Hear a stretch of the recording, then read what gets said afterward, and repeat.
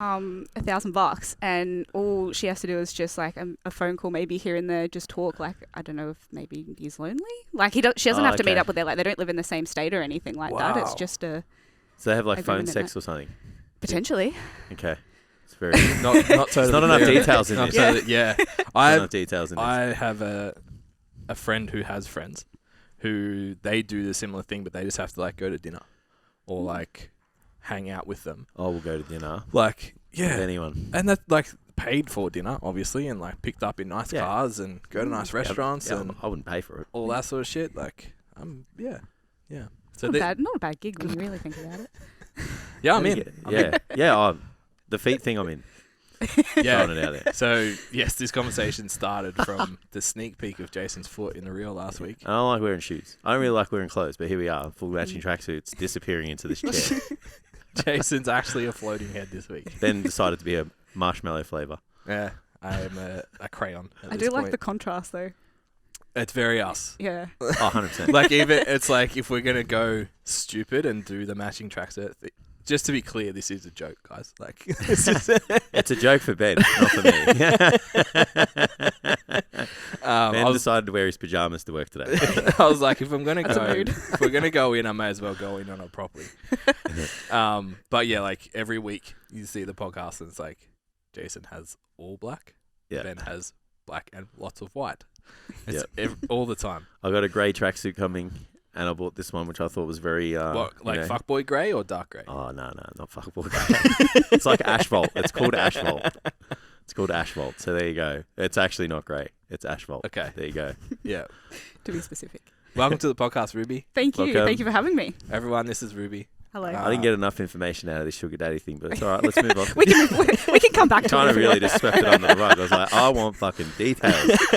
Maybe I'll entertain the next message that comes to an Instagram and give you an update. Not to have one, to be one. I don't want to have a sugar daddy. Yeah, I'm all about it. I would be... It's like to see what's involved. Yeah.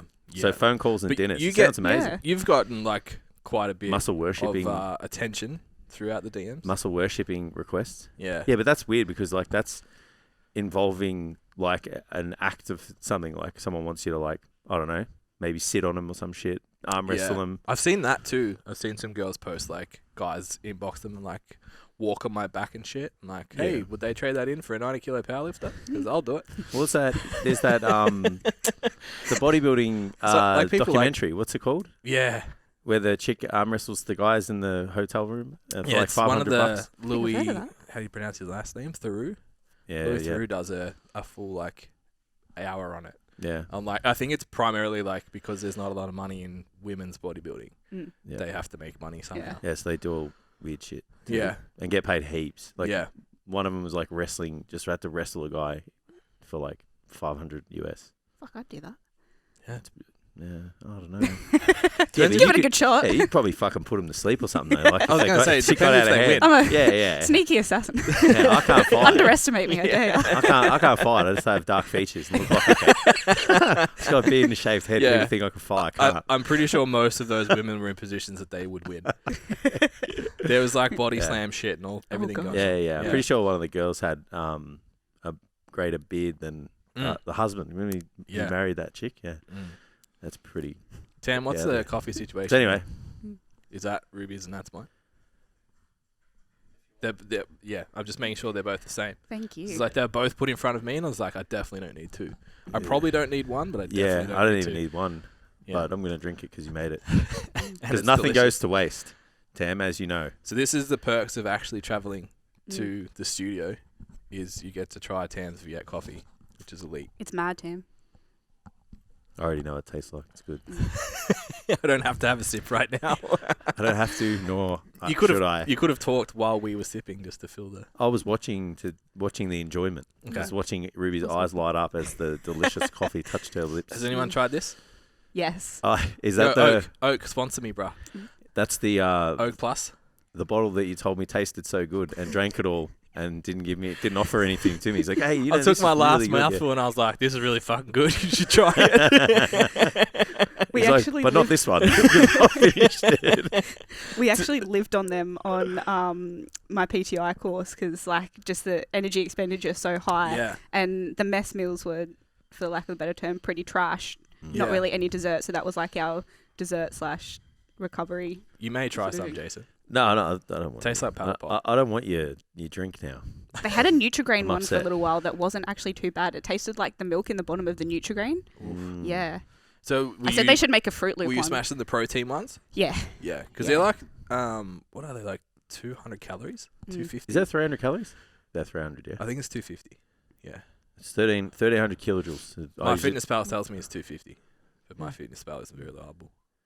Well, it's got 30 grams of protein and 28 grams of carbs, so that's like 240 calories already. Oh, 295. Yeah, 300 calories. Thank you. Yeah, I'm good. Not bad. 300 calories, Not bad. man.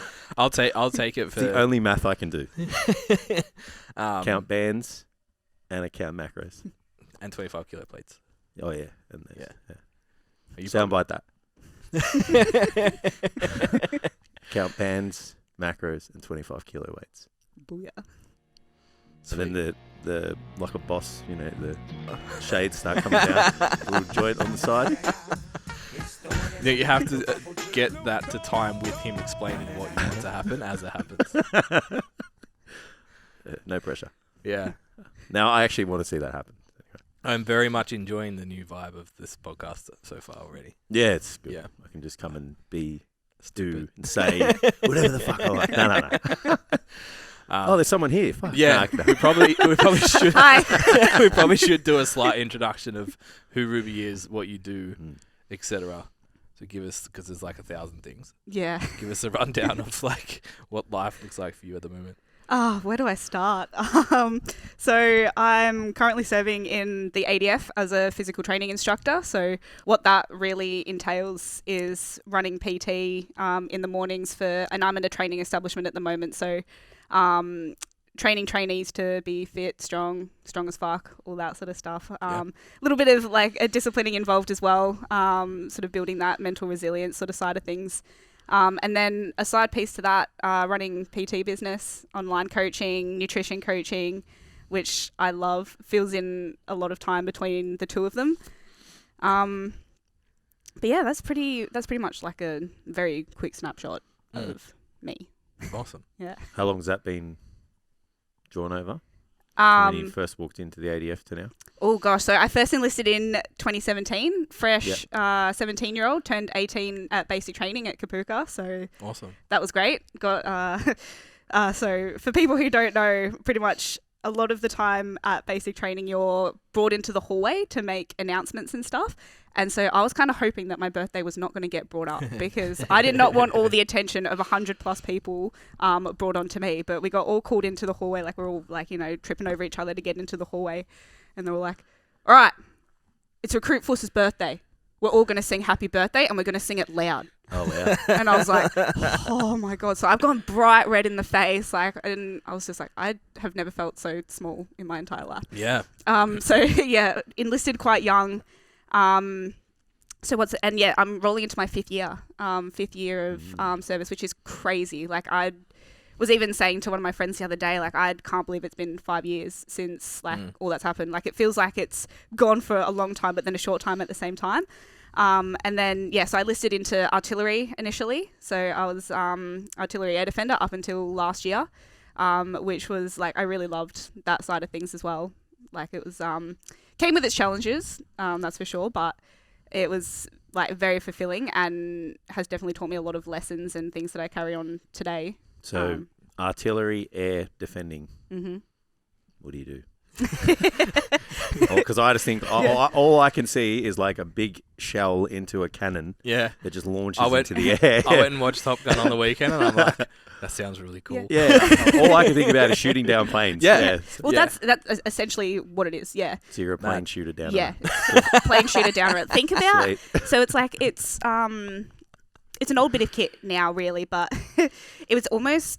I attribute it to almost like a video game. Like, I'm not downplaying like what air defense is, but the way that we as an operator controlled it was very much like a video game. In like we had full control over tracking the aircraft, and then once you get given the command to fire by your supervisor, then like, you know, it's up to you to fire the missile, but then keep the missile on the target. So it's very like involved, and there's like a little bit of like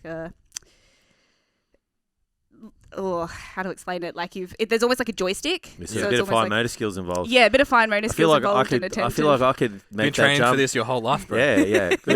Is it a lie that they recruit people who are really good at video games? Like, is that a thing? Or I think the drone guys well, are. Actually, I was at a forum last week, and we were talking about, and a lot of this came up about the people who are coming through recruiting now. And compared to even like 10, 15 years ago, like a lot of time it was people who did like, this is just like a generalization, but people who were really good at sports, team sports, there was a lot more emphasis on the fit side of things. Whereas now, like, you know, they are looking for people who are also more into the gaming side of things, people who are, I guess, more technologically savvy, just because with the, like with how everything's progressing now, it's like, you know, a lot more tech based, I suppose. Not all trades, like obviously like what I do for a job now, like the most tech I use is a speaker and a computer, but same. Yeah. Maybe a barbell. Yeah. Tam does all the other stuff. Yeah. But no, air defense, it was really cool. And the like community in artillery, and like now that I'm back sort of in that space now, working at the school down there, like it's like the culture is awesome. Like just the banter, the direction before, like towards fitness and, you know, bettering yourself and all that. Like I love being back in that environment, because part of what was scary about transferring is not only going into something that's a bit unknown, like you're leaving something that's very, very comfortable, is like, you know, where am I going to go next? Am I going to enjoy being there? Is the culture and the environment going to be what I want, or like what I aspired it to be, and it is like, especially taking our staff for PT, like sometimes like you just laugh so hard that you like, it's like your abs hurt, you can't stop smiling, like just having that. And like, you know, people walk into the gym and you're just like yelling at each other across the gym. Like we're very loud sort of alpha sort of personalities, so it's great. Yeah, that's awesome. Maybe we should just I can just picture a bunch of people just chests out. Invisible lat syndrome. Lots of high fives, I feel like. Yes and no. Like, I mean, a lot of time people will like high five if they like pass an assessment or something, and we're kind of like, guys, that was a basic fitness assessment. You shouldn't be high fiving. So they're not woo girls. Okay, so tell me about the disciplinary part of this, because that's the first thing that I was like, what do you have? Like, are you ordered to do this? Like, are you like, do you have to put people in their shoals a little bit? It's like, you know, if I like pumped out me 30 clap push-ups at Ben's Bucks party when people think I couldn't, it's like, a lot of tokens for that too. It's like, are you like just getting in their face, just like, that's nothing. You want nothing. To a degree, yes. Like if people are like, we have standards that we have to reach, and there's like we have to reach them for a purpose, and like, you know, that's what it is. So I'll give the dudes example. They have to get 40 push-ups. And if they're getting to 25 and they're struggling and they're failing, it's like, you know, what's happening here? Like, you need to get into your own head and push these out. Like, you need to get to this mark. In terms of like, you know, your stereotypical yelling and all that sort of stuff, there is a time and place for that. And we'll definitely enact that, but it's always got a lesson and a purpose behind it. Awesome. So we won't just, you know, start yelling at people, calling them pieces of shit just for the sake of like, you know, an ego driven kind of like, I'm superior to you. It's not about that. It's about teaching them, because, you know, we're getting people coming from Civvy Street into a military environment. And for some people like myself, it was, you know, coming straight from school, and depending on upbringing, some people come in and they get the biggest culture shock of their life, and they're like, all of a sudden, like, why is this 5 foot fuck all like person in red like absolutely belittling and screaming at me, like, what's going on here? But if like the way that we go about instilling that discipline and that resilience is, I'll use an example because that's the best way that I like try and explain things. If we're in PT, the standard is you jog between the stations. Like you're always moving, that sense of urgency that, you know, you're getting to that next station, you're starting work straight away, because that's getting you into the mindset of like, you know, when the job's on, you need to get that shit done. And, you know, if we catch people walking or being a bit lazy or not getting out of neutral, it's like, right, like what's going on here? Rocket. Yeah. Rocket. The hairdryer is coming out. Pretty much. And then it's sort of like, there's always a purpose behind why we're teaching them that. And then also the discipline in, you know, making sure that you're getting to places on time, like meeting timings. But we also use it from a standpoint of sort of teaching them where not their breaking point is as such, but knowing where their limit is and how to push past that and when to pull back. So that in itself, we sort of find once they know that, it's like the discipline kind of flows from there. And you'll see it they'll first come in and sometimes they'll either fail an assessment or they'll have like a bit of a culture shock and it flips something. You can see it when they have their aha moment because they're like, I'm not at the standard here, or I'm not going to be able to keep up. I'm not going to make it here if something doesn't change. And then you'll see them sort of start to come to the gym in their own time, or they'll come up and ask you more questions about something, or you'll just see their input in PT go from 0 to 100. Like, you know... What's the percentage of that happening versus abort? Yeah. Like, get me out of here. This year so far, we've had no one sort of go from... We've had everyone who's come through at the start of the year go out and pass and go to their awesome. unit. So it's been a very, very good turnaround. Must have a good teacher. Yeah. Well, I'm all for like sort of like there's a time and place for us to be, you know, yelling and all that sort of stuff, and like in the sake of sort of belittling them. And I do it in the way of like, you know, that positivity sandwich sort of thing. Yeah. Like, you know, you did a good job, but that was shit. But we'll get better next time. But we'll start off with it being like, this is what you did that was shit. Yeah. Be better.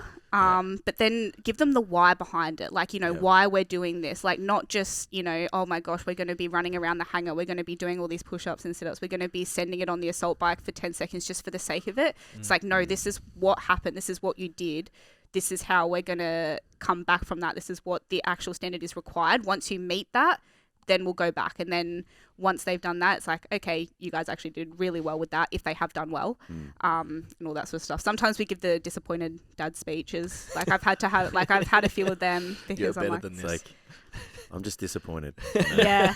There's nothing worse than that. It's like just there's no yelling, nothing. It's just like, I'm just really disappointed. Like, oh, it hurts so much. Yell at me. Just yell at me, That please. was my dad's only move. Oh, really? So I didn't really get yelled at ever. But it was just like, the sadness on the face is like, oh, I've made a big mistake here. Having a European parent yelling's just like, it just goes in one ear out the other. Even now when they talk, you know, when you were like, are they yelling at each other? I'm like, no, they just talk that way. So when they go, I'm really disappointed, I'm like, oh, I'm sorry. Fuck, I really fucked up here. So, like, it's an obvious question to ask, but I think it's important to ask. Being, like you said, 5 foot or whatever you are, being female, has that raised challenges, or are we at a point now where it's like makes a difference? It definitely raised challenges at the start. Like even going through basic training, like, because obviously they know that you're going into artillery, which, you know, being a combat corps. And I had no fucking idea when I got recruited what I was like able to do. Like they didn't really give me any information about like what to expect. But I was getting told, like, you know, I think you should transfer. I think you should consider these jobs. I think you should do that. Like, you know, we don't want you to break and all this sort of stuff. And I was like, they don't fucking know me. So, and tell me not to, like, I can't do something. I'll be like, I'm going to prove you wrong. So that was sort of like the mindset that I had. I low-key thought that for the first 3 months of coaching her too. Yeah. It's like, you have so much work. You're going to break. And it was just like, more.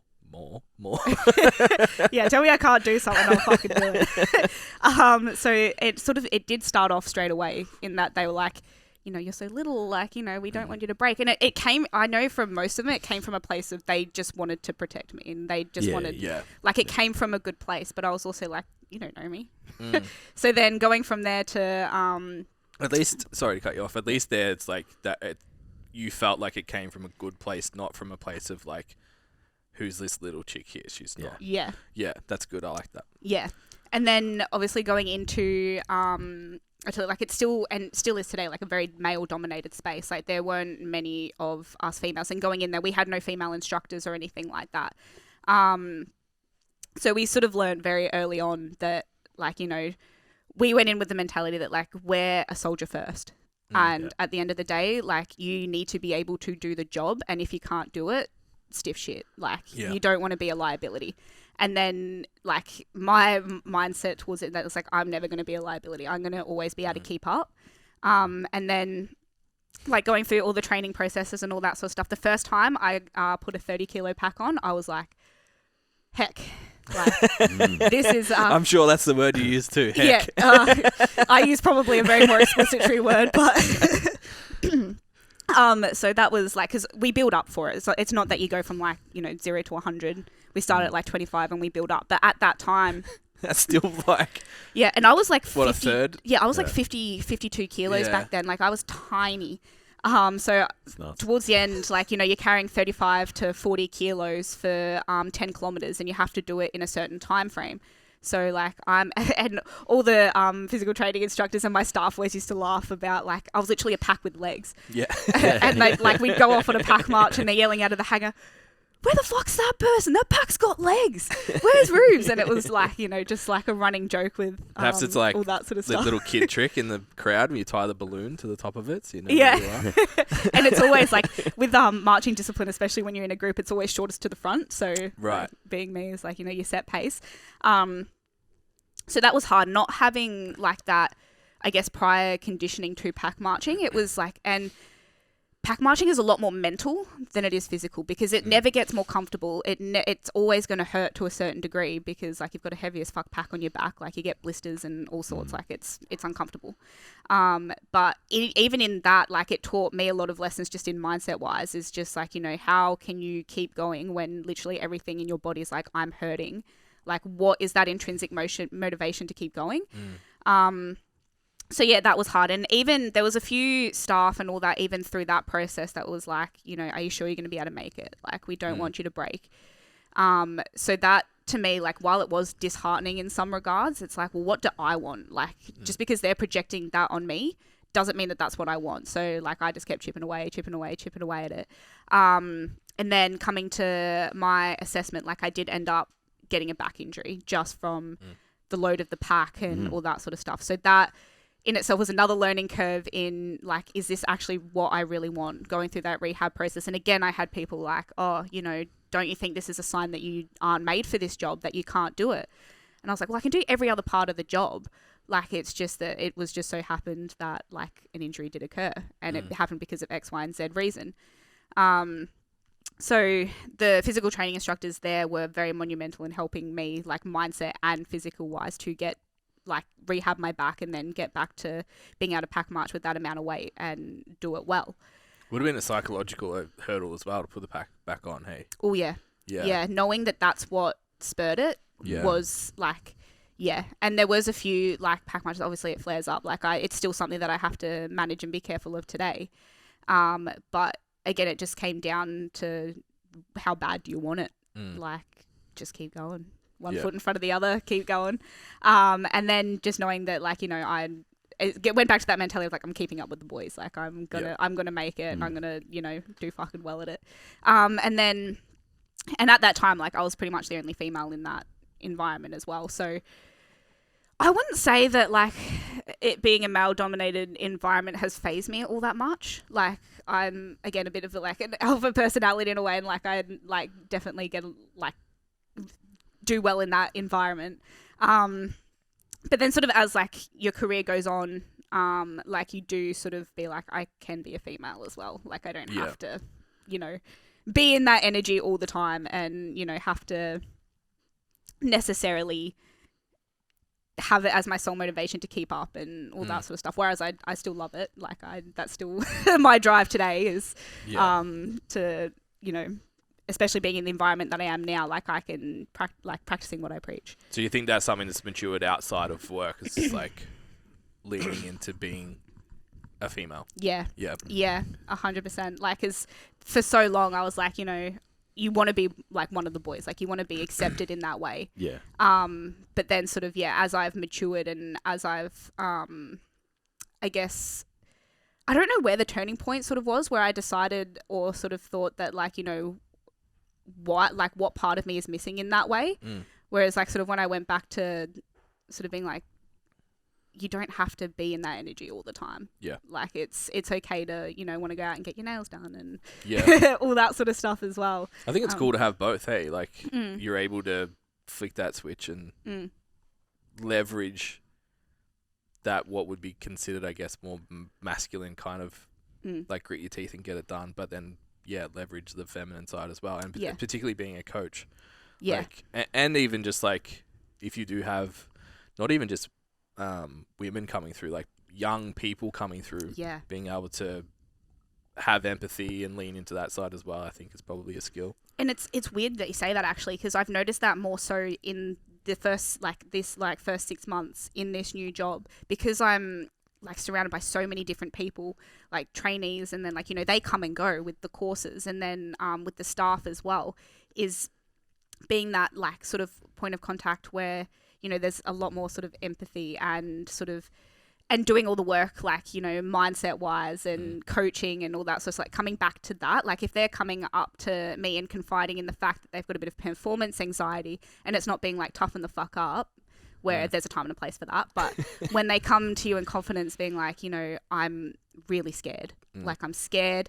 I can't keep up. I feel sick. Like just even coming to work or PT or something like that, because I want to perform and I'm not quite at that standard. It's then having like, you know, coming back to that sort of like, okay, I need to be a bit more nurturing here rather than just being like, toughen the fuck up, mate. Like, you know, you're like all that sort of stuff. Not really like going to fix the problem. It's finding that balance and what they need in that moment, rather than and bringing that into particularly an environment that used to be very like toughen the fuck up. Like you need to just forget about your problems and all that sort of stuff. Whereas like, you know, I think even as a society, as we grow and as we realize that taking care of like your mind and your emotional energy and your mental energy as well as your physical energy, that holistic approach is going to make not only someone a better soldier, but a better person as well. Yeah. And it's going to make them more resilient in the long term rather than just instilling it out of fear. In that. We have more options. You have more options in terms of your coaching. Like more tools back in the day, it was like back in the day, I didn't even really know like how to get performance out of someone from a mental perspective. It was like you don't submit, basically. Well, that's it. If you don't, like, the only thing I can say to you is just you don't want it bad enough. Like where now there's a lot more information and a lot more tools and strategies to go, all right, how can I solve this acute problem for this individual? You know, it just occurred to me that we're discussing femininity while I wear a matching pink tracks. I buy the pink. I mean, I've got pink nails, so I guess that's my contribution. Yeah. I'm sure there's a salmon t-shirt in my wardrobe somewhere. And I mean, some people still thrive off like, I guess like that yelling and sort of side of things. Like I know when like I'm training with like particularly my group of people, like a lot of the time, like some of the narrative in my head, even when I'm training with myself, I'm like, I'm so brutal. Like if someone knew what was going through my head right now, they'd probably be like, you're fucking mental. Is that when you train? Yeah, I think of fucking weird shit when I train, because it's like, like just to get the last couple of reps out. I just think of scenarios that are just like, are really fucking twisted. Yeah. And can we go there? What are they? Oh, like, you know, someone's hurting my dog. Yeah, someone's hurting so you go into like actual. Yeah, I'm just like, if I don't get the last 3 reps, like my world's gonna end. Yeah, like someone's gonna kill my dog, or someone's gonna take Mav, and I'm just like, so then I'm like, well, I'll have to get these reps out. Like I just say shit like that. Yeah, like I heard a story of another coach. He asked his client about how he gets so G'd up, because his client gets real G'd up, and he said that like he envisions someone stealing his baby like every time he trains. And I was like, well, whatever you need to. I'd need like a nap after every session. Is it your similar approach? Yeah, like it's interesting, because mine's more like it starts with like at the start of the set, it's like, who are you going to be? And then by the end of the set, it's like, don't be a fucking piece of shit. or don't be a pussy. Like it just Yeah. progressively gets more aggressive at myself throughout more the set. Self-deprecating. Yeah. It's almost like or as the load goes up, it's like, it's Yeah. like it just levels up. But I haven't tried the scenario thing. Yeah. So maybe I'll start thinking about people murdering my family. It switches in trades for me. Like when it's sort of like more strength based and all that sort of stuff, it is the sort of more self-depreciating. Like you need to, like, you know, don't be a piece of shit. Like, you know, you've got more in you. Like, and like knowing when my brain's like, you're just being a little fucking bitch. Just fucking send it. Just fucking go. I was going to say the C word there. But It's all right. It's been on here before. Okay, good. I was actually thinking on the way here, I'm like, Ruby, you cannot, you can't just pump that out the whole time. And then, like, particularly... Three per episode. Yeah. All right. There's a limit. Challenge accepted. or we won't have anything good to cut. You know, content out of this episode. Put it on It's like, Instagram. keep swearing. And then with conditioning, that's where I sort of go into the more scenario-based things. Like, if it's, like, really starting to get hard and you're, like, gassed and you sort of can't breathe and, like, you know, the lactic acid's building up, you want to go and have a gut check. It's like, well, no, that can fucking wait. Like, this scenario is happening, or, like, say it's, like, your friend's in, like, a lot of trouble and, like, the only way you're going to save them is if you get to, say, that end of the rep or something like that. And I always break... especially if there's like a rep target or so, say if it's like 10 reps or something, I'll always make sure if you're splitting up the reps even into like anything, like you always go more than halfway first. Oh, yeah. Because if you're just going halfway, it's like, why are you stopping halfway? Go that little bit further. Always go that further. Be better.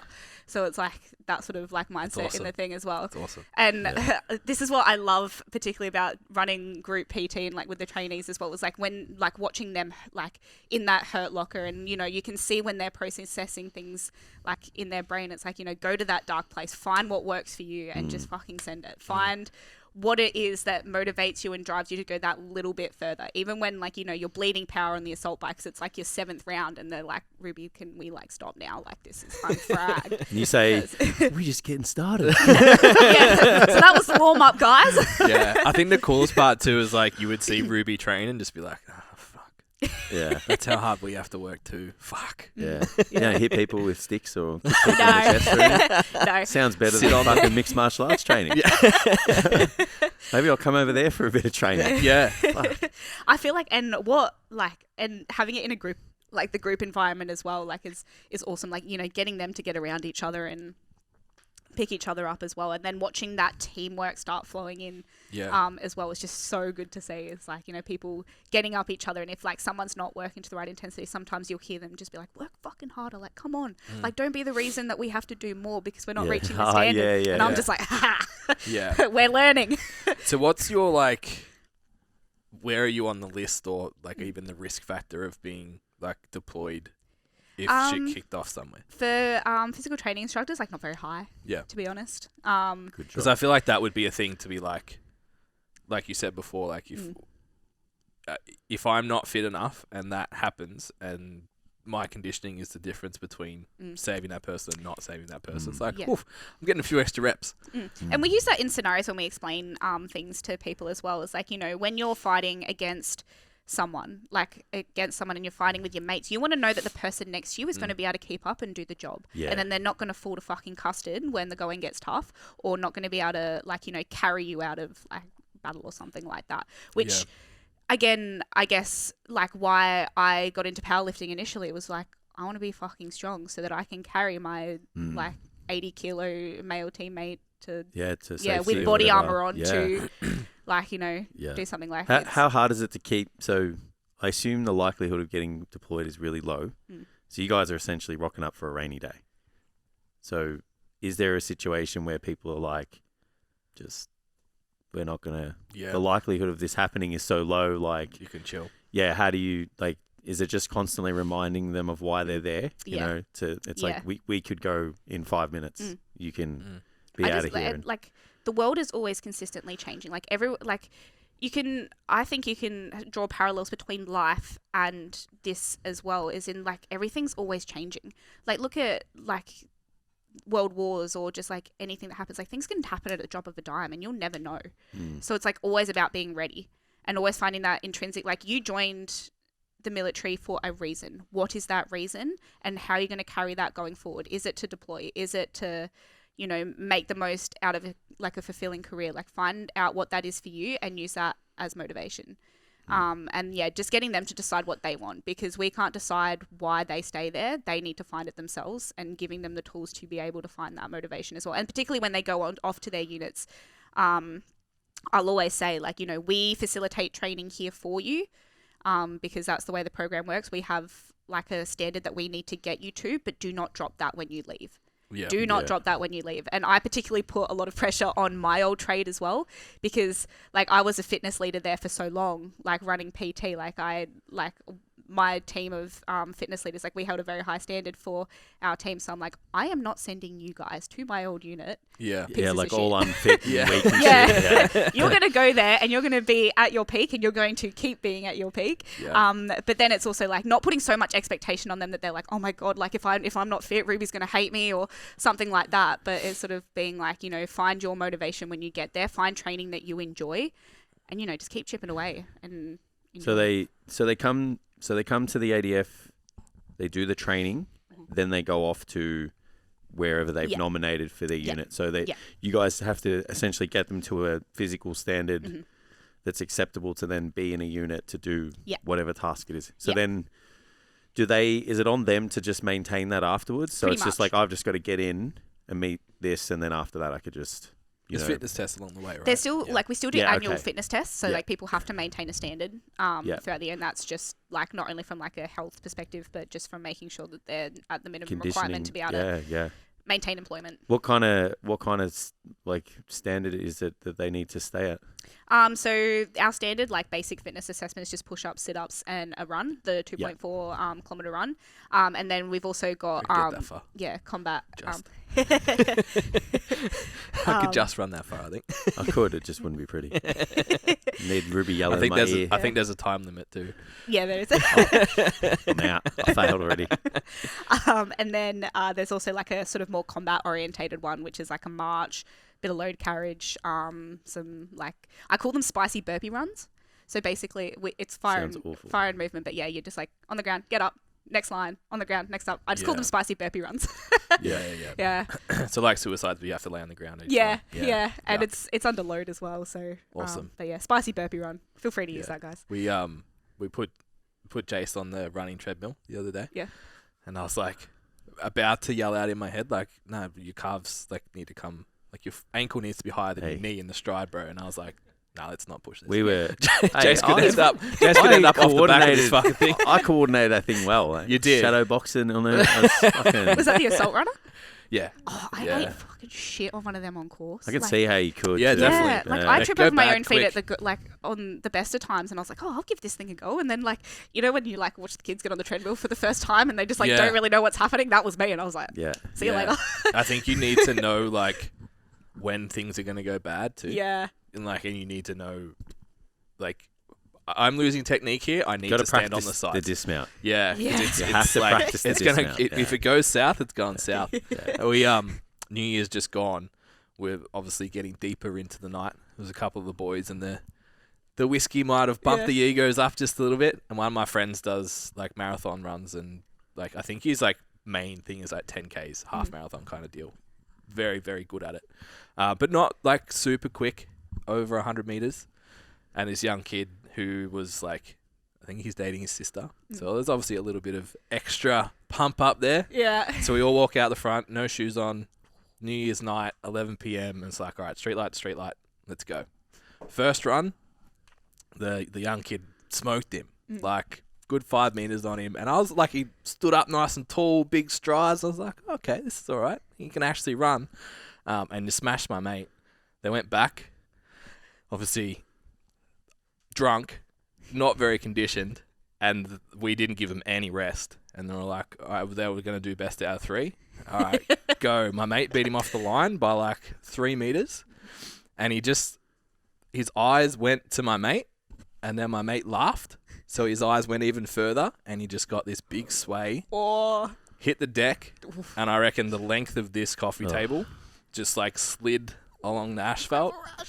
Tattoo gone. Back of his ear gone. Brand new watch for Christmas gone. Oh no. Gnarly. So if you are going to push it, just make sure that you know how to get out of it. Yeah. I know when to put that handbrake. Yeah, because it was a good fall. Like, obviously he plays footy, and it was like, okay, if you fell like that on an oval, you would have come out of that pretty good. Yeah. But it doesn't work on asphalt. Not going to man. come off first best on asphalt. Yeah. Ouch. Have you had any big injuries or anything, big stacks or anything like that, either yourself or you've seen? No, not really, to be honest. Just like the standard ones, like people, when people trip over with their packs and like it kind of like just like kind of like, you know, sometimes people face plant and it's like, ooh, ouch. Yeah. Packs going over their head and or they've like rolled to the side. At that point, you're just a turtle, hey? Yeah. Just like, I'm done. Yeah. Just leave me here. Nah, honestly, I haven't seen too many like, you know, big stacks or injuries or anything like that. How big proportionately would a pack, because Jason suggested that we should do a tactical day, but I think in my head he means like shoot guns, roll around and do cool shit. John Wick doesn't John carry Wick for a day. John Wick doesn't carry a fucking 30 kilo pack, right? So like, yeah, how big would they be on? Like, Us. we're not exactly tall. So like it with the top of the pack and the bottom of the pack would pretty much fit your torsos perfect. Yeah. And then depending on if you've got like body armor on or like a belt rig, the belt rig might go down like a little bit further. For me, like particularly when the pack's full, it'll go like up my head and then down here as well. Yeah. So like, Is that like, are they just the standard size? Like obviously they're not. So we get issued like a standard sort of pack. Yeah. Does that mean you'd setup. have to wear that if you got deployed, like this big, burly, unfitted?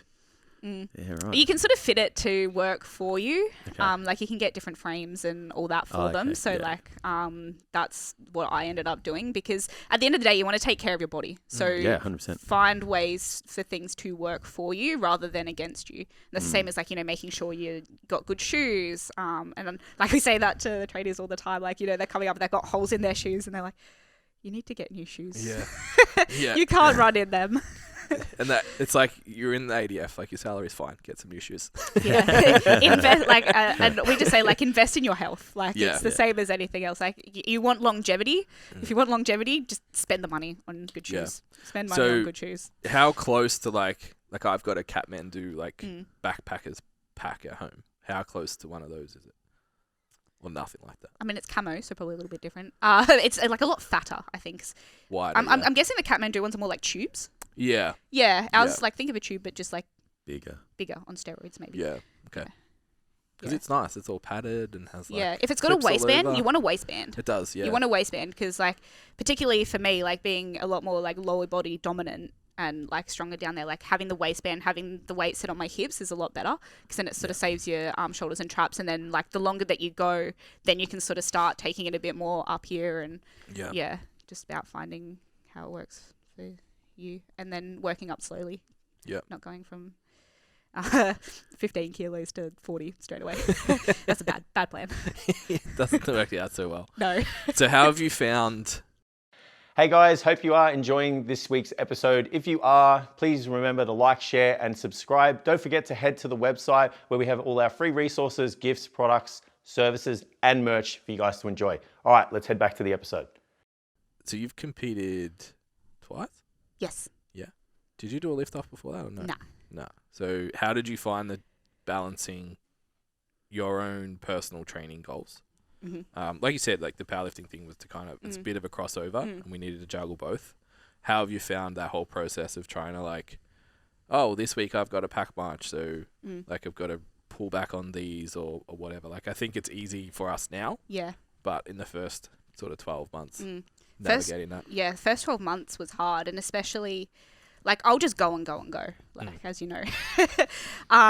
It was sort of hard to balance that because there's the expectation of like, you know, when unit PT's running, and if I wasn't running it as a fitness leader, like you were participating. Yeah. So it's it was managing like, you know, like load and intensity and all that sort of stuff, and you know, making sure that like, you know, we were focusing on my health at that time as well. So like, you know, finding that balance, and at times it was hard, and like, you know, you feel fragged, particularly like towards a sort of like as you're going further on in the prep and you're getting a lot more cooked. Like it was very hard to manage it sometimes. And then like obviously finding my own time to train as well. So a lot of the time I was up earlier to get my sessions in before having to run PT because there wasn't a lot of time during the day. And then by the time the day was over, it's like, I know I'm not going to be as effective in the afternoon, and there's other things, especially when I started my business, like the afternoon was funneling into that. So it was finding the routine and pretty much finding that routine and where everything fit into that to be most effective in every single part of it. And then, so that was pretty much for the second prep was probably the hardest because I was also training for the PTI barrier test. Yeah. So having to pretty much, I had the luxury, the prep before that to cut out cardio like I think it was like 4 or 6 weeks beforehand. Yeah. So I could focus on that, whereas I didn't really have that luxury this time around because I had to make sure that I had that conditioning in there for that, and that didn't drop off. But I did realize when I did my barrier test after the comp that I was like, I'm still pretty cooked. Funny that. Yeah. But yeah, it was like within a week or something, wasn't it? Yeah. It was, literally, because I competed on was it the Sunday? Was it the Sunday or the Monday? And then it was the next Monday that I was on course, and like we had the barrier test and everything else sort of felt all right. It was when I started the run that I was like, oh heck, I'm still not quite recovered. Yeah. But like I will say, like, it was difficult to manage, but like you just find a way. Yeah. Like it was what I wanted. It was my goal. Like both of those things were my goal. I wanted to compete. I wanted to still make sure I was fit enough to, pass the barrier test, no factor. Because I'm always like, it's my belief that like you always need to be beyond that standard. Like that standard is the minimum like requirement. You should be able to do that standard better or like be better than that standard, because like, you don't want to rock up there day one and be worried that you're going to fail. Like that doesn't help you, doesn't help anyone else. Like cool why put that stress on yourself? It's cool to know you can do it on your worst day too. Yeah. Like I think that's and that's like, that's what you like, arguably what you should train for. Be able to pass that shit on your worst fucking day. Yeah. Because like it makes it so much easier on yourself. But it's also like, I love the challenge of that as well. Like, and I think that's what I fed off.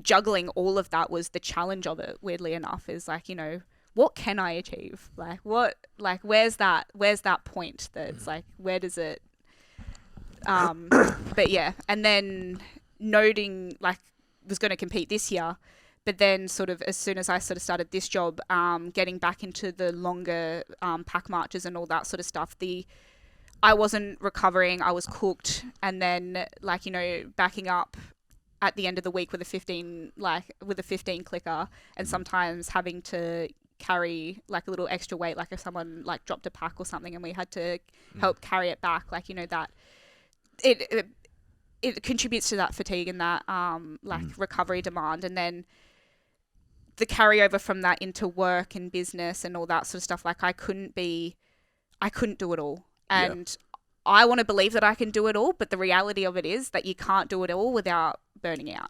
Yeah, or doing something shit. Yeah, and it's like if I'm cooked just because of that and I can't do my job effectively, I can't show up for my team, I can't show up for like my job, or I can't show up for business and my clients, like what, like that doesn't help me, it doesn't help anyone. And sort of realizing that was sort of like, okay, like something needs to give a little bit here. Like I can't, like I've juggled it well up until this point, but now I've got to actually have that real conversation with myself and be like, what's actually going to be achievable without burning myself out or, pretty much being cooked and not being able to give the energy that I need to my job, my business, and also like to my friends and like relationships and all that as well. I think the conversation we had was more around like, or as well around, like why, what are you going to get out of it? What's the benefit to competing? And because when you asked that question, I couldn't think of why.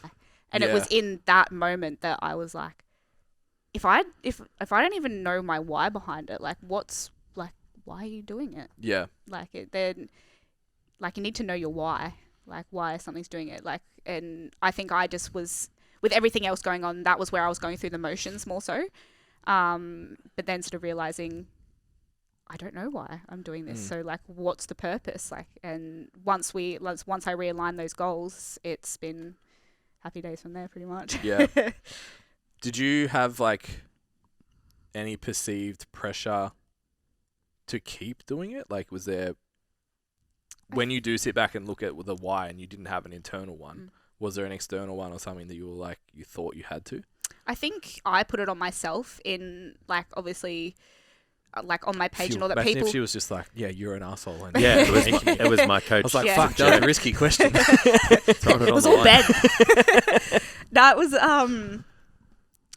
like, I think put more pressure on myself and, like, the image through like my page and stuff. Like, a lot of people knew me for powerlifting, and like, you know, that was part of my identity on there. So I think, you know, I subconsciously at the time was putting weight on that in being that, like, you know, that was part of, like, who I was, whereas it really wasn't.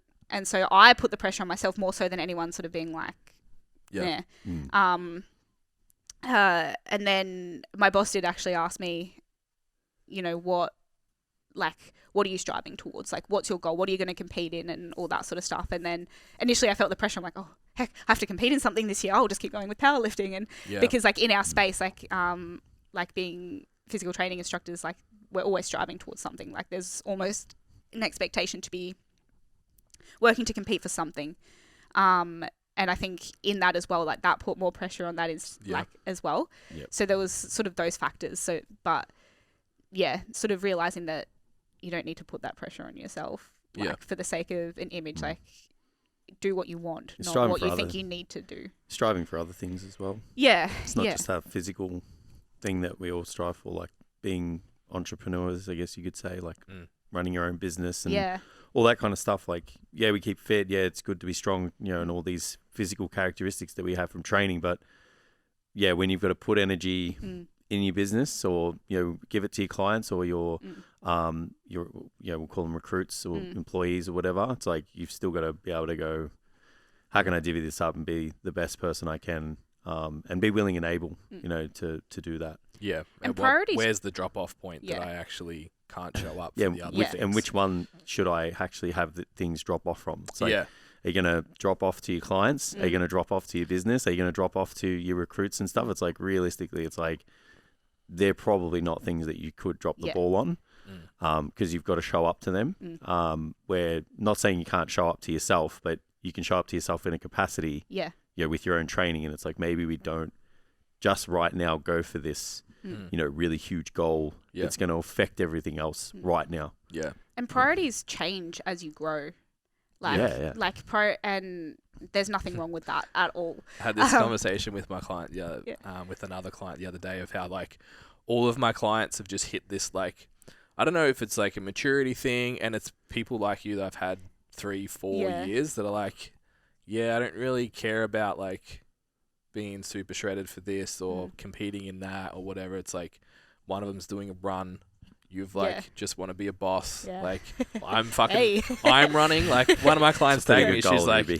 She's like, if you'd have told me 12 months ago that both me and Ben would be running, I would have fucking laughed in your face. It's like, we've just kind of been like, you know what? This, like, pressure that I'm putting on myself over here maybe isn't it right now. But I think it's important maybe to touch on too that the rewards that came with those deadlines and those, like, that in self-imposed pressure were also pretty fucking cool. And there's a time for that to put that hammer down and definitely 100%. Yeah, and set a goal that is a little bit, you know, scary and 100% to a degree, not unrealistic, but you know what I mean? It's like, if I don't fucking lay this out on the line and give myself everything, it's like that affects the outcome a lot. Yeah. I think there's a lot to that. Yeah. There's a lot of character building and stuff over, and lessons that you could carry into everything else. Deadline-based goals that have an element that you can fail. Because failure is where you learn to grow. Like, people are I believe that so many people are too scared of failure that it holds them back so much in what that they can achieve. And it's like I get it. Like, failure is scary. Like, we could fail tomorrow in any aspect of our life, but that doesn't mean we shouldn't strive to at least give it a fucking crack. Because the worst case is you fail and you learn from it, and you just change your trajectory to realign with something else. It's like the weatherman. He fails every day. Every day. Yeah. But they're still there the next day. Now it's going to be cloudy with a little bit of a shower, maybe a thunderstorm. It could be sunny, it could be windy. It's Melbourne. And the next day they just rock up with a smile, ready to lay it out. It's Melbourne and things will happen. Like leaving work yesterday. Like, I left the office in my Ugg boots, realised it was absolutely hailing outside the gym. So I was like, fuck. Put my shoes on, waited at the door for a little bit. I'm like, oh, no, I don't think this hail's going to let up anytime soon. So I like sprinted to my car, chucked everything in the car, sat in the car. Hail stopped, sun came out. Yeah. I was like, you're taking the piss. Yeah. Welcome to Melbourne. Yeah. Bloody weatherman.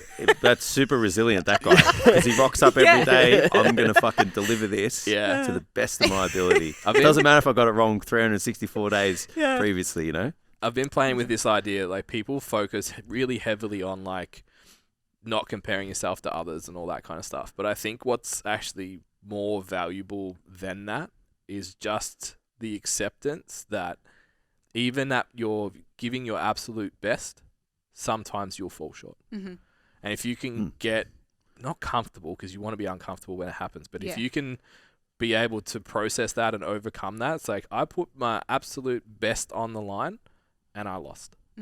And be able to take that and come back from it and overcome it, then it's like, well, fuck, you can do anything at that point. Yeah. Because it's like, I'm willing to go as hard as possible, and even if it doesn't work out, I don't care. Yeah. And I think that's where the focus for more people should be.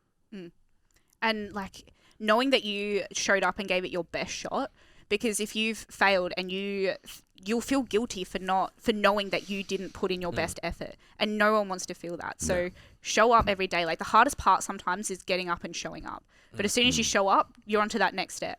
Yeah. And then once you've conquered that next step, it's just about making it to the next step. And it's all those little goalposts. Like for some people, sometimes making it to the next hour in the day is really, really hard. But if you can make it to that next hour, make the most of it, then everything sort of flows on from there, and you just keep chipping away at that. And then like, you know, being like we say all the time, get comfortable with being uncomfortable. Because it's in the discomfort that we grow and we learn. And then we're able to push for more things. Like we can... It's the same with training. It's the same with life. It's the same with like business and all that sort of stuff. Like, and set goals that scare the shit out of you. Like, because you're going to work for them. So you mentioned earlier, obviously, initially we were looking at like health markers for you. Yeah. Do you want to unpack that a little bit and just like, because obviously outside in, it's like there's so much fucking stimulus in your life and how you're able to, I guess, return those health markers to normal. Well, like it definitely started, and before I started with you, like I was overtraining, underfueling, and I wasn't as educated back then about what was actually happening. So I lost my cycle for, I think it was 2 or 3 years. So, and I just was sort of like, I knew it was a problem, but I refused to acknowledge it. I was like, I don't want to deal with that right now because I'm shredded. Like, I'm fit, I'm keeping up with the boys. Like, you know, that sort of side of things was what I was focusing on rather than the effects of my health. And then sort of having a bit of a scare. Like, I was listening to, I can't remember what podcast it was, but they were giving them like the reality of like, you know, when a female loses their cycle, like this is the flow-on effects and this is what could happen. And I was like, oh, fuck. Something's got to change here. And then like, you know, starting on like with yourself and then being honest with the fact that like, yeah, look, this is what's happening and all that sort of stuff. And then it did take 2 years to get it back and even now still working through like the mindset, and I'm a lot better, but you know, knowing when I'm starting to get into that overtraining sort of side of things, like as I said, like I can go. But like, you know, it's the other compounding factors of life and stress and business that all have an effect on that side of things. And like, you know, sleep, like we all know that those lifestyle factors have a contributing factor to it. And it was about, I always wanted to do more, like always more. And then sort of being accountable to you and you calling me out on my bullshit and being like, you need to fucking slow down, mate. That's how you said it too, right? But yeah, just like, you know, always sometimes taking 2 steps forward and 1 step back, but always going in that little bit further forward in reducing, knowing that less is more. Like, and I distinctly remember at one stage, I think it was either the first or the second prep where started cutting out unit PT a lot more because I was running it, and like performance, everything just went through the roof because there wasn't that fatigue of just that junk that I was doing. And then realizing that, but then the compounding factor of just focusing on all those markers, like I went and got acupuncture, like reduced like even my steps and like my NEAT where I could, just to reserve that. And even though it was hard, like I like literally, and even still now sort of have to battle with it in my head to be like, okay, is doing that actually going to help you or hinder you? Yeah. Like, are you doing that just because you feel like you have to and because you want to, or do you need that? Ruby's check-in last week was do not train. She was sick. I was like, no, do not train for the whole week. Yeah. Did you not train? No, I trained the Monday because I felt kind of fine, and it was the next day that I was like, oh fuck, I got the sniffles. Yeah. And then knowing that, so we do, like as I was talking about, like that basic fitness assessment that we have, we as a team we have like our own version of that. So I knew that was coming up on Thursday, and like I couldn't really back out of that. So it's like that's going to be very taxing. That's going to be full send. So like, you know, reserving myself for that, and then sort of the days afterwards not training as well to recover from that. But old me would have still trained. Yeah, no, I think would have like just pushed through it, been like, you know, if you want it bad enough, you'll train when you're sick and all that sort of stuff, when actually knowing that, like, you know, rather than in backing off now, you're going to be so much better off than just flogging yourself to death and hoping that like you sweat it out. If you want it bad enough, you'll make sure you can train next week. Yeah. It's shifting. It's the flip, it's flipping that mindset, and like it hasn't happened overnight. Like, as you know, like it's taken a lot for, and as I said, like I still battle with it now, is knowing when to actually, like when, like what you're doing is not good. Like, you know, don't just go for another walk for the sake of going for a walk, because you don't need it. Like spend that time to rest. And then also now having like, starting my business was another thing like that was really good in that perspective as well, because it's allowed me to have that time and that energy into something else. And less physical demand. But I've definitely learned a lot, and in learning all that and pulling back in that, like I've got my cycle back and it's a lot more consistent now. Whereas now I know like a marker is like if stress is really high and it doesn't come that month, then it's like, okay, have a look at things. And that's some things back. Pretty much what happened this month just gone, was like the stress of work and like business and just like everything else that was sort of going on in that space. It was like, okay, this hasn't come. Looking back on it, it's like, okay, like I can deal with stress very, very well. Probably too well in some regards. So like looking back on the markers and being like, okay, you are stressed. Yeah. This is why it hasn't happened. You can deal from stress mentally well. Yeah, can absorb stress well. Can absorb stress well. Because it's physical and then there's mental. Whereas this month, like I've taken probably the biggest step back from a lot of things than I have in a long time, and it's paid off. Like and all of a sudden it's like PBs on your fitness testing and all that kind of stuff, which is I think that's another advantage of having outsourcing that decision making. Because people think there's a lot of people out there that are like, I only need to get a coach, or I only need to do PT or something like that if I'm struggling. So it's like I need to just make sure that they motivate me to turn up, or that I have this plan and to be accountable to somebody so that I actually do it. But it's like you're on the other end of the spectrum. Like you'll do it. You actually do too much. And it's like there's probably people out there now that are like they're doing 5-6 sessions a week, and they're just like, why am I not making progress? Why do I feel fucked all the time? Why do I stick to my diet and it's still, or why do I eat well, like, with air quotes, and it's not get the outcomes that they want? And it's like having someone to sit there and just go, all right, I'm going to make all the decisions for you without the emotion. And it's like, here's where you're overshooting. I think the coolest part, like, at least from my experience of that whole process, was like we talk about having a proactive method with reactive options. So, and that's literally your every single week with you's reactive. It's like, okay, this is the check-in, cool, drop off the accessory work, or send it this week, or like don't train, like whatever needs to happen. I think we talk about a lot, like making progress on your worst weeks. So if it's like maybe you can't train this week, what's the minimum effective thing we can do to get you an outcome? Or if you're on the other end of the spectrum like yourself, it's like you want to train 10 times this week. It's like, okay, where do we kind of pull things back to and keep you, because you can't just be like, you can't walk into someone like you in that consult and be like, no, you train too much. You can only do this. You're like, fuck off. I'll just go find someone else that'll lean into what I want. You have to find that balance of like what's going to tick the box for you psychologically at the end of the week so you feel like you've won, and also what's going to progress you over a month, a quarter, a year. So then you look at those metrics and feel like you've won. Yeah. And I think like obviously you coach primarily people who are trying to get in or are already into the ADF. It's like being able to balance those factors. Same for you, like with body composition, powerlifting preps, all of that. It's like, okay, what can we do this week, even if it's a shit week, to still find a way to win? Yeah. Yeah. Yeah. Yeah. Or make a contribution in a positive fashion. Yeah. Yeah. You know, rather than always chasing progression at the expense of something. Yeah. It's like, well, no. Let's make a contribution positively.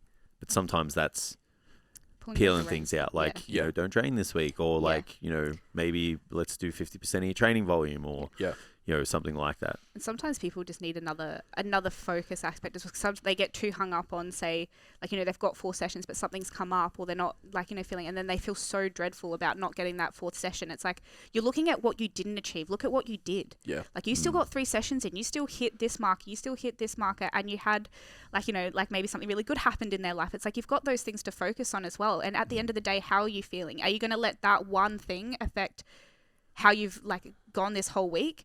And then looking at, like, okay, what can we do next week as well? Like, you know, always like that positive drive forward rather than focusing on, like, the negative or, like, what didn't happen. Focus on what did happen. Often. Showing up over a longer period of time rather than acutely. I think, like, if we all just focus on that, it's like, how can I show up 52 weeks of the year? Yeah. And it's like... And have it be sustainable. You know, don't really look at, I missed this workout on week 32. It's just like, I showed up for 52 weeks or 48 if you have a couple of weeks off or whatever. And it's like just getting more hung up on that. But it's like, you can kind of go both ways though. That's the hard thing. It's like... You said earlier about coaching. Yeah. And I think that's like, well, that's what coaching is. Like, this is part of it. It's that collaborative kind of back and forwards with coach and client to identify when, no, you should have done the 4. Yeah. And when you say, no, that's cool. Like, it's all fine. Like, let's regroup and move on to next week. Yeah. And it's usually in a dosage thing. Yeah. It's and usually like, actually, you've only done 3 for 3 weeks. The fuck's going on? Yeah. Once off is okay, but hey. Yeah. And having that honesty piece as well is being, like, brutally honest. Like, you know, not hiding, like, anything that's happened that week. Like, just being honest, because the more that you know, the more that you can help. And then, like... And it goes back, like, the check-ins and accountability thing as well. It's like, you know, what's actually happened this week, reflecting on my week, what's happened. And so sometimes I might not even notice I've done something that might be out of alignment. It's like, well, actually this happened. And then, like, you know, being honest, like if I got on the piss on the weekend or something like that, and being like, yeah, had some drinks and, like, you know, this is sort of stuff, but this is the action point moving forward. And like having that honesty piece is, like, really good, because it goes back to that, like, you know, coach and client communication and being able to move forward from there as well. Have a, like, you know, an action focus. And it's a difference between coaching and programming. It's like just giving someone a program and just be like, follow that. And then that, like, you don't want it bad enough kind of thing. It's like, that's not coaching. Yeah. So I guess for yourself, like, most of your business is centered around people trying to get into and pass that test initially. What's that like? Like, what are the biggest, I guess, mistakes or obstacles that the people face walking into that? Merely just trying to meet the standard. Because it's, and this is, like, the personal opinion of myself, I just want to disclose that, is that the pre-entry enlistment standards are bullshit. They are not setting people up for success going into basic training and beyond that. They do have a metric of being like, you are at the minimum standard to be able to conduct the training. It doesn't mean it's going to help you. So the biggest hurdle to overcome there is making sure people are going beyond that, because the fitter you are, like, the more, like, conditioning you have, the stronger that you are, is going to benefit you so much more down the track. It's going to reduce the risk of injury, which is, and especially going through your training, like, you don't, like, injuries do set you back because you can't always continue with the training depending on the injury. So if we can mitigate that from the start by making sure that we've built you up to a really good standard, is just going to help so much more. And then there's not a lot of education around going into certain roles. Like, even now, I feel that there's still not enough information given to people about particularly going into combat corps and all that sort of stuff as well, because the demand is quite a lot higher. Yep. And, you know, people will come in just sort of, and I have this conversation with so many people, like, over social media and all that. It's like, we did not know what we were in for. We were not told this. We were not told that this was going to be the requirement. So for me, it's getting them, we aim not for the pre-enlistment standards, like we aim for the BFA standards and beyond. Yeah. So that when they're in there, feel confident. It's almost like, here's a week. This is what your week will look like. Can you do that? Yeah. Rather than like, because it's like 30 push-ups or some shit, right? For the guys? For the BFA, it's 40. Yeah. 40 for dudes. What's the pre-enlist one? 15. Yeah. So you can think about the jump. And then, like, I'm going to That's talk... a lot. It's not even double. It's more. It's like, you know, that's a lot. Yeah, and it's reducing again as well. Like, there's, I think from memory, the females for non-combat corps for push-ups is like 5 or something like that. Yeah. And then they have to get 21 for... So non-combat corps means like units that don't require like physicality, like to a degree. Like there's still like a degree of physicality in like the work in general, but your sort of combat corps, you think like your infantry and all that sort of stuff. They're like, so they're higher, sort of obviously, from that physical element though. Yeah. So they have to be at a higher standard, and just to be able to because the training that even we put our trainees through is very high intensity. Like we like periodize it and modularize it to like, you know, fatigue, like all that good stuff. But compared to what a lot of them have been exposed to before, it's totally different. Like some of them get quite a bit of culture shock. I bet, yeah. So, but yeah, that's the biggest hurdle for people coming in. And like, you know, people, even now, like I don't know if some people just don't want to hear it, that they're not quite at the standard yet, and not that I want to put the fear in them of like, you know, you're not where you need to be. Yeah. It's being realistic, because I'm not going to bullshit you. I want there to be full transparency that like if you're only just meeting the mark and you're struggling, then you're going to struggle for a good part of it as you still build yourself up. And why do you want to start on the back foot? I'd want to know that I'm falling short though. Yeah. You know, I think it's how you deliver it. That's the most important thing. Obviously that would be a recruitment thing, right? Like if we lower it a bit, we get more recruits through and give us a chance to develop them at least. Yeah, it makes sense. Yeah. Yeah, so that's a hard balance, I guess, from a like a higher up point of view. Administrative point of view. Yeah, like looking at it bigger picture. It's a very big, complex. What's the point where that pre-entry qualification means so many people drop out when they get there that we end up with less? Yeah. Versus like if we can get 20% more and only 5% of those drop out, we still have a net gain of 15%. 100%. I guess it's like, And I feel like just like mentally wise as well, if people are going in feeling like they're unprepared, like it leads to, whether they sort of acknowledge or not, a bit of like performance anxiety and stuff. So it sets them back, and then they're scared to go to PT. And I don't want people to be scared to come to PT. Like it's supposed to be like an environment where, you know, like you're bettering yourself, you're getting in a good session, like you're getting fitter, you're getting stronger. Like there's that environment, rather than like, obviously there's a discipline environment and that from it as well. But why put that stress on yourself and make it harder than it sort of like needs to be? Like even mentally for yourself, like you don't want to be fearful of being in that place because you're just at that baseline. But I think if you can show that, you can show the palm, like the journey, like if you can show them like, you know, you're here, but if we do this, this and that, we'll get there. I think like that to a degree can kind of alleviate that anxiety. Like, it's like that growth mindset. It's like just showing up and being shit and just continuing to do it is not a growth mindset. It's like, okay, so if I show up and I do this stuff, like I've got this plan that's leading to growth. It's like, that's what's going to make me, you know, change the way I think and change the way I act. And the outcomes are obviously going to be a reflection of that.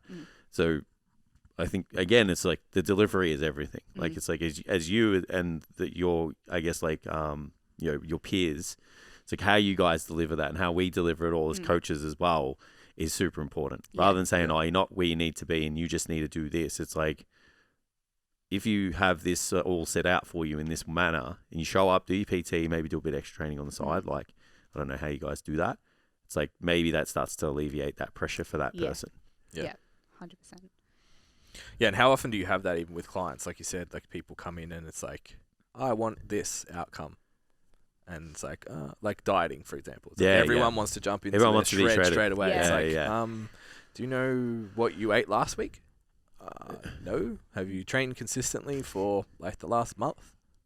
No. It's like, okay, how about we put the foundations in place? Yeah. And then when you do, and I think that's, like you said, part of that is showing. Yeah.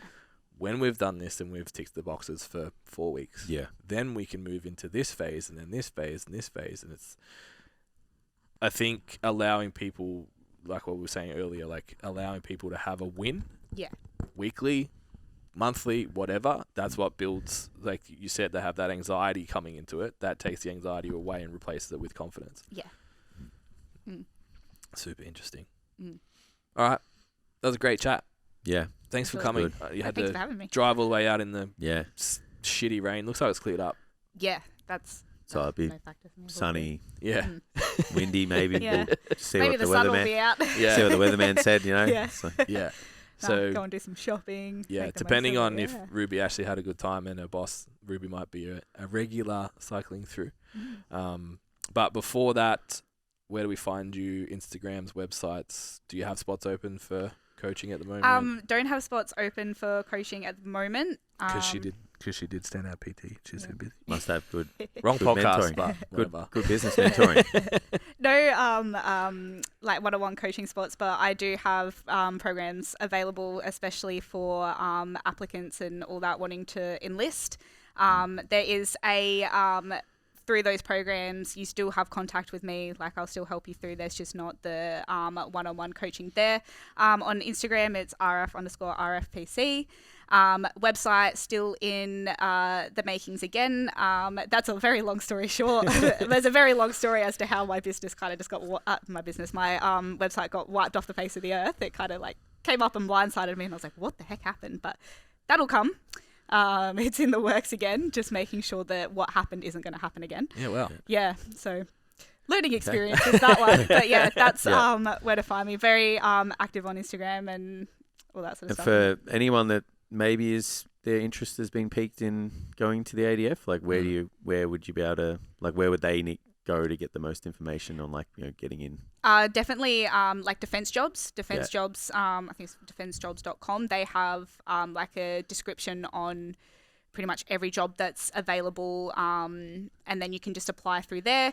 There's a lot of information sessions and forums that they do through that as well, through Defence Force Recruiting. If they follow them on like Facebook and Instagram, they always announce when they're having information nights and all that sort of stuff, so people can get a lot of information. And then also I'm happy for people to message me, because the good thing about being like in the military is like it may seem quite big, but it's also quite small in a way. Yeah. Like you've got, like in your career, you network with everyone, so you know of someone who's in a job, so you can always sort of like ask for a bit of information. But yeah, first point of call, I'd say defense jobs, and just have a look at the descriptions to see what sort of jobs that you like that align with you, that you feel drawn to.